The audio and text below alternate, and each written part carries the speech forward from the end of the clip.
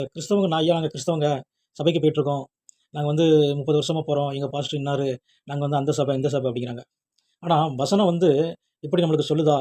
அதாவது நம்ம அந்த சபை இந்த சபை அப்படின்னு சொல்கிறோம் அப்படின்னா, அது வந்து மார்க்க பேதம் அப்படின்னு வசனம் சொல்லுது, வார்த்தை சொல்லுது.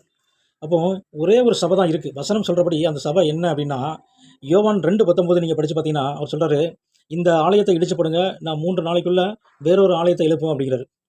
அப்போ வேறொரு ஆலயத்தை எப்படி எழுப்புறாரு? அதே வசனத்தில் அதே அதிகாரத்தில் 2:21 படிச்சீங்கன்னா, அவர் தம்முடைய சரீரமான ஆலயத்தை குறித்து பேசினார் அப்படின்னு இருக்கு. அப்போ இப்போதைக்கு சரீரங்கிறது இயேசு கிறிஸ்துவின் சரீரம் தான் ஆலயம்.